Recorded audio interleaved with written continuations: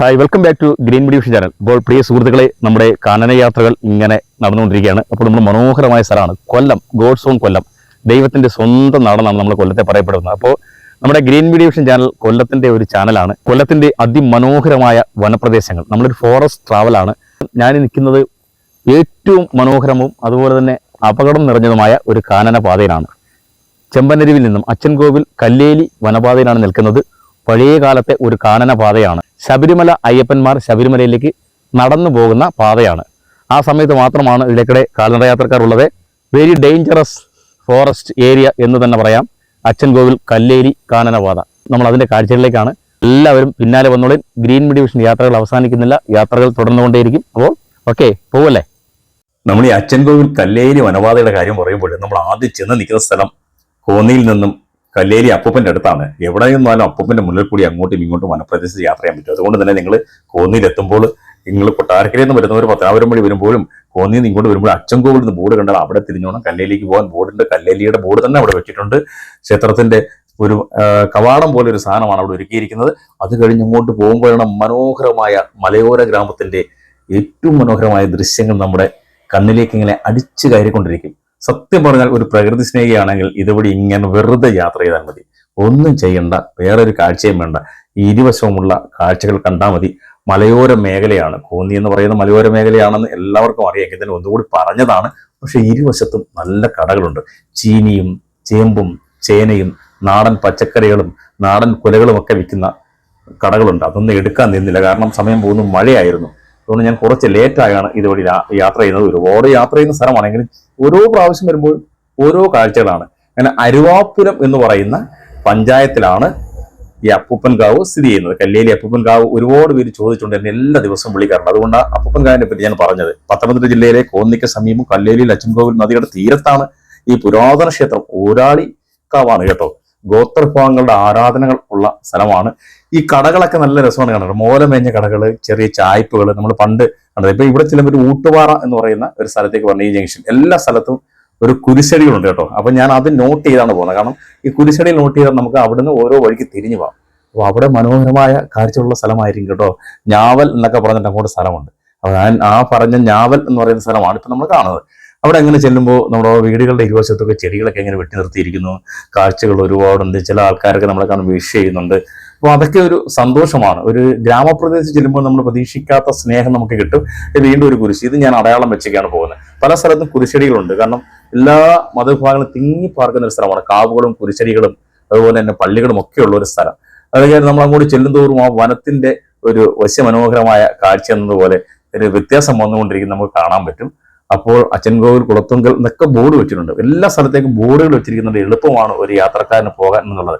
ഇനി നമുക്ക് മുന്നോട്ട് ചെല്ലുമ്പോഴാണ് വീണ്ടും ഒരു കുടയൊക്കെ വെച്ച് അപ്പൂപ്പൻകാവിന്റെ ഒരു ബോർഡ് വെച്ചിട്ടുണ്ട്, കല്ലേലി അപ്പൂപ്പൻകാവ്. അപ്പൊ അത് എളുപ്പമാണ്. നമുക്ക് ഒരു വഴി ആരോടും ചോദിക്കാതെ തന്നെ ഒരാളെ അപ്പൂപ്പൻകാവിലേക്ക് പോകാം. അച്ചൻകോവിൽ വനപാതയിലേക്ക് പ്രവേശിക്കുന്നതിന് മുമ്പുള്ള കാഴ്ചകളാണ് ഈ കാണുന്നത്. അവിടെ നിന്ന് പിന്നെ നമ്മൾ ഒരു സാഹസികമായ യാത്ര, അത് നല്ല സാഹസിക സഞ്ചാരികൾക്ക് വേണ്ടി ഉള്ള ഒരു പാതയാണ്. എല്ലാവരും പോകുന്നില്ല എങ്കിലും ഞാനൊക്കെ ഒറ്റയ്ക്കൊക്കെ അതിലേക്കൂടെ യാത്ര പോകുന്ന ഒരാളാണ്. ഇത് നമ്മുടെ ഞാവനാർ ചെക്ക് പോസ്റ്റ് ആണ്. അതായത് കല്ലേലി അപ്പൂപ്പൻകാവിന് മുമ്പുള്ള അച്ചൻകോവിലൊക്കെ പോകുന്നതിന് മുമ്പുള്ള ചെക്ക് പോസ്റ്റ്. ഈ ചെക്ക് പോസ്റ്റിൽ നമ്മൾ വാഹനങ്ങളൊക്കെ പരിശോധിച്ച് വിടാറുള്ളത്. 4 വീലർ പ്രത്യേകിച്ചും, 2 വീലർ പ്രശ്നമില്ല. പക്ഷെ അച്ചൻകോവിലേക്ക് പോകണമെങ്കിൽ പെർമിഷനൊക്കെ പറഞ്ഞിട്ട് പോകണം. അവർക്ക് നമ്പർ കൊടുത്തിട്ട് പോകണം. എന്തെങ്കിലും വിഷയം ഉണ്ടായാൽ നിങ്ങൾക്ക് ഒരിക്കലും അവിടെ ആരെയും കോൺടാക്ട് ചെയ്യാൻ പറ്റില്ല. നമ്പർ പ്രശ്നമാണ്, വിളിക്കാൻ പറ്റില്ല.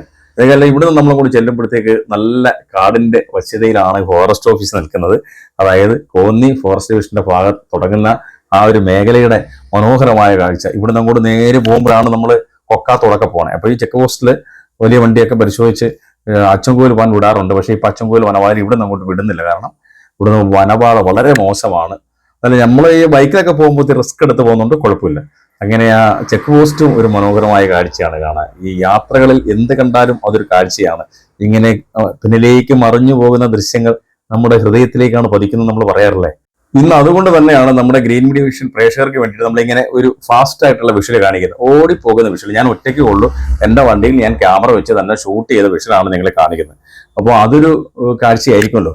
നമ്മുടെ പ്രശസ്തനായ ലോകസഞ്ചാരി സന്തോഷ് ജോർജ് കുളങ്ങര പറയുന്ന പോലെ എങ്ങോട്ടെങ്കിലും ഒക്കെ അങ്ങ് പോവുക, അതൊക്കെ പകർത്തുക. അത് നമുക്ക് ഇഷ്ടമുള്ളവർക്ക് വേണ്ടി അയച്ചു കൊടുക്കാം. അല്ലെങ്കിൽ ആരും കാണാത്ത കാഴ്ചകളാണെങ്കിൽ നമ്മുടെ ചാനൽ വഴി, അപ്പോൾ ചാനൽ ഉണ്ടായതുകൊണ്ട് നമുക്ക് നമ്മുടെ ചാനൽ വഴി അവരെ കാണിക്കാം. അവർക്ക് സന്തോഷം, അവർക്കും വരണമെങ്കിൽ ആ വഴിയൊക്കെ മനസ്സിലാക്കാം. ചെല്ലുമ്പോൾ വീണ്ടും ഒരു ശിവക്കാവുണ്ട്, ശിവന്റെ ക്ഷേത്രമാണ്. അപ്പോൾ ഇവിടെ കല്ലേലി ശിവന്റെ ക്ഷേത്രമാണ്. ഇവിടെയും പൂജയും കാര്യങ്ങളും ഒക്കെയുള്ള ഒരു പ്രധാന ക്ഷേത്രമാണ്.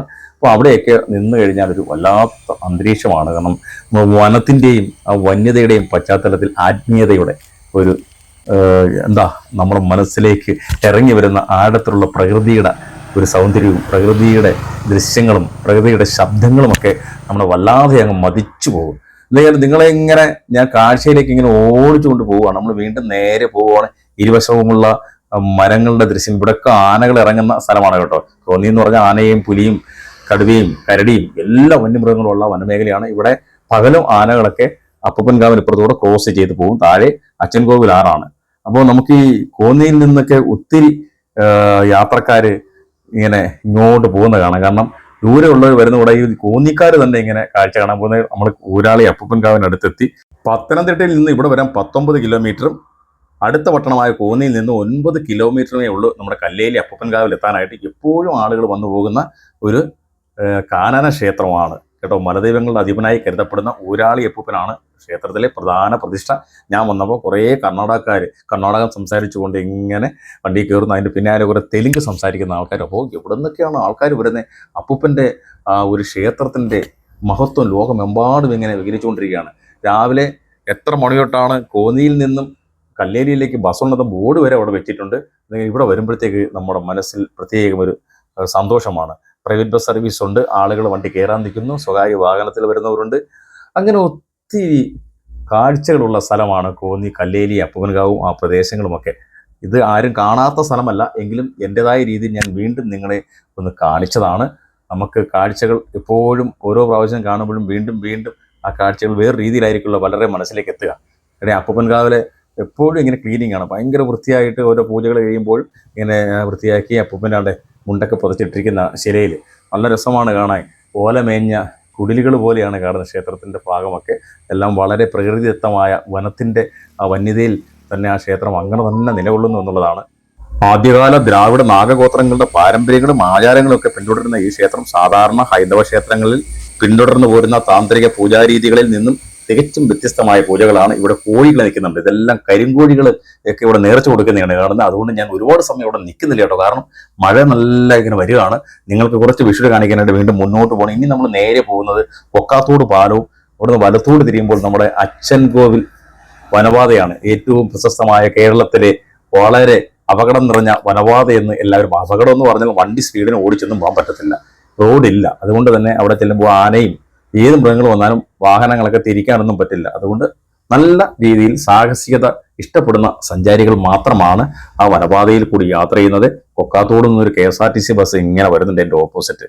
അപ്പോൾ അങ്ങനെ ഇതൊക്കെ രസമാണ് കാണാൻ. അല്ല നമ്മുടെ വനമേഖലയിൽ കൂടി പോകുമ്പോൾ നമ്മുടെ ആനവണ്ടി ഇങ്ങനെ വരുമ്പോൾ ഞാൻ എല്ലാം ഷൂട്ട് ചെയ്യും. അതൊരു മനോഹരമായ കാഴ്ചയാണ്. ഇങ്ങനെയുള്ള സ്ഥലത്തേക്ക് കൂടുതലും KSRTC സർവീസാണ്. നമ്മുടെ റോസുമലയും അച്ചൻകോവിലും കുറവന്താവളവും മാമ്പഴത്തറയും ഒക്കെ ചെല്ലുമ്പോൾ KSRTC വനത്തിൽ കൂടി വരുന്ന കാണാം. ഇടയ്ക്കിടയ്ക്ക് ആന തടഞ്ഞു നിർത്തുന്ന കാണാം. ഈ കോന്നി വഴി കല്ലേലി വനപാതയിൽ നമ്മൾ കൊക്കാത്തോടൊക്കെ എത്ര ദൂരം പോയി കഴിഞ്ഞിട്ടുണ്ട്. അടിപൊളി റോഡാണ്, നല്ല സൂപ്പർ റോഡായതുകൊണ്ട് നമുക്ക് വാഹനങ്ങളൊക്കെ ഇങ്ങനെ സൗന്ദര്യം ആസ്വദിച്ച് ഒരു ഗട്ടറിൽ വീഴാതെ ഇതൊക്കെ കണ്ട് ആസ്വദിച്ച് പോകാൻ പറ്റും. അതാണ് അവിടുത്തെ ഒരു പ്രത്യേകത. പക്ഷെ നമ്മൾ ഈ കല്ലേലിയിൽ നിന്ന് അച്ചൻകോവിൽ വനപാതയിലേക്ക് നമുക്ക് പോകാൻ വലിയ പ്രയാസമാണ്.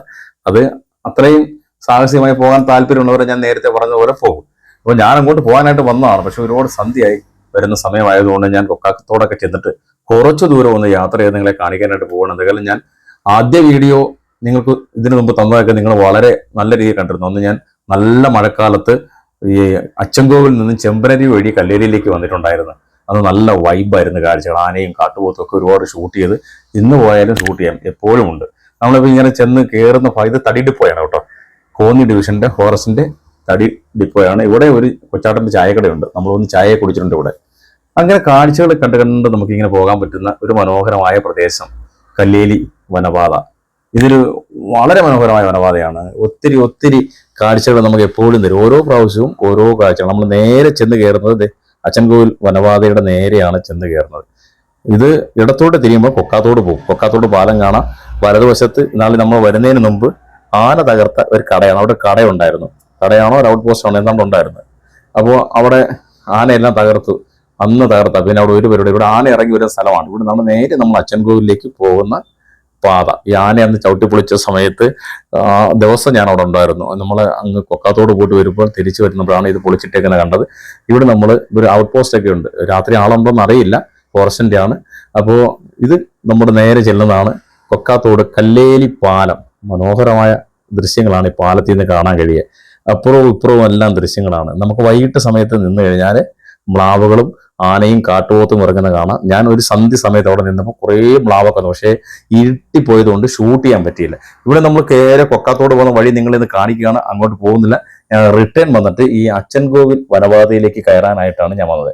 ഞങ്ങൾക്ക് എവിടെ ചെന്നാൽ ആ ബോർഡ് കാണുമ്പോഴത്തേക്ക് അറിയാമല്ലോ, എല്ലാ സ്ഥലങ്ങളും അവർ കറക്റ്റായിട്ട് സെറ്റ് ചെയ്ത് വെച്ചിട്ടുണ്ട്. അപ്പോൾ തിരിച്ച് വീണ്ടും പാലത്തിലേക്ക്, കല്ലേലി പാലത്തിലേക്ക് കയറി ഒരുപാട് പേര് വന്ന് വീഡിയോയും ഫോട്ടോയും ഒക്കെ ഷൂട്ട് ചെയ്യുന്നുണ്ട്. ആൾക്കാർ വന്ന് നിർത്തുക, സെൽഫി എടുക്കുക, റീൽസ് എടുക്കുക. അങ്ങനെ എനിക്ക് തോന്നുന്നു ഒരു 6:30-7 മണി ഒരു വനപ്രദേശം മൊത്തം ഇരുണ്ട് കഴിഞ്ഞാൽ ഈ പാലത്തിനോട് നല്ല പ്രകാശമായിരിക്കും. അപ്പം ഞാൻ ഇവിടെ വരെ നിങ്ങളെ കൊണ്ട് നിർത്തിയേക്കാണ്. അച്ചൻകോവിൽ എപ്പിസോഡ് അടുത്ത പ്രാവശ്യം കാണാം. Okay, bye bye.